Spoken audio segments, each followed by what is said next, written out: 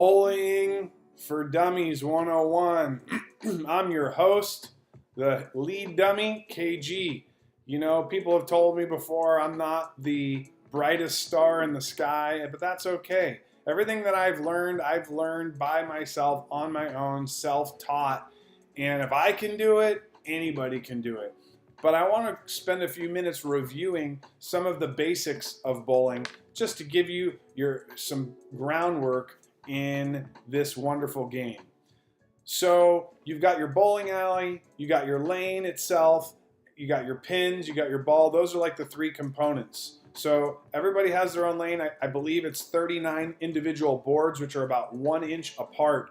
And if you look on past the fault line, about maybe a third of the way down the bowling alley, there are little arrows, and those are spaced out between every 5 boards. And so these are aiming points, and we either move our feet where we're standing before we throw the ball, or we move our target, or we move both to aim and adjust. So when we're bowling, I think it's important just to understand the scoring and some basics on technique. First of all, in regards to the scoring, we all know what the gutter is. We've all been in there plenty of times. The lane, I covered that. The arrows, I covered that. The pins themselves, there's a total of 10 pins. They weigh about 3 pounds, a little about 3.5 pounds each. The pin that's closest to you is the 1 pin. And you'll see there's a set of 2 pins, then a set of 3 pins, then a set of 4 pins behind that 1 pin. Each pin has its own number. If you go to the left of the 1 pin, that is the next number, and then it goes across. So to the left of the 1 pin is the 2 pin, then you have the 3 pin. If you go to the third row where there are 3 pins, the left pin is the 4, then you have the 5, right in the middle, right behind the 1 pin center in the third row, and then you have your 6 pin. In the back row, you have your 7, 8, 9, and 10, with the 7 and the 10 being on the furthest ends closest to the gutter.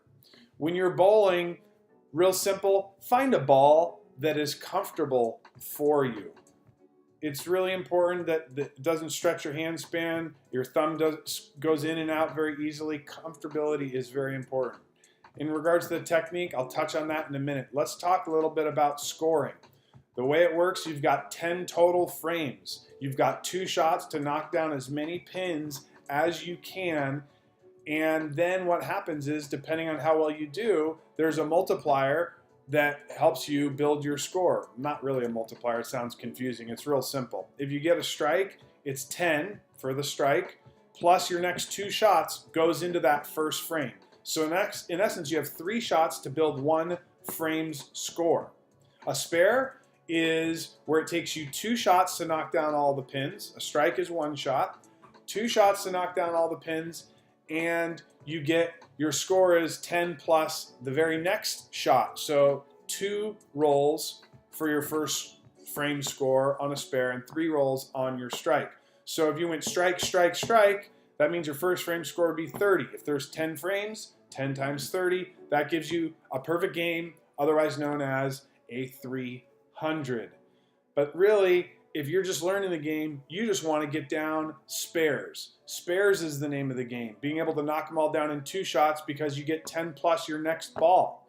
And if you did that on every single time with just an okay pin count on that next roll, you're going to bowl somewhere between 130 and 160. So focus in on those spares before we focus in on those strikes. In regards to the technique, let's talk about this for a quick minute. It should be natural. It should be very natural. And I'm not going to talk necessarily about how many steps it takes and where the ball should be positioned and all that good stuff, because guess what? None of that stuff matters. What matters is 2 things. Up here, what are you thinking about? Let me tell you what you don't want to be thinking about. You don't want to be thinking about the gutter. You never want this thought to go through your head. Man, I've thrown gutter balls all day long. I hope I don't throw another one, because you're going to throw it in the freaking gutter. So eliminate that. Have more positive projection. And the way you do this is by really concentrating on where you want the ball to go. So those arrows that are out there, what you want to do is you want to really look at those arrows and focus in on throwing the ball right over your target, over your arrow. And you want to lift your hand up towards your target. So if we're throwing towards the head pin, you want that hand to follow through right towards that head pin.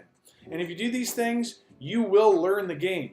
And who knows, maybe you'll be able to be self-taught and bowl your own 300 and carry some pretty exciting averages. Bowling is not very difficult to learn. It's quite challenging to master, but it's very easy to learn. Hopefully this stuff has helped. If you're looking for some basic equipment, you can click below and I'll help you out with that. Good luck and good bowling.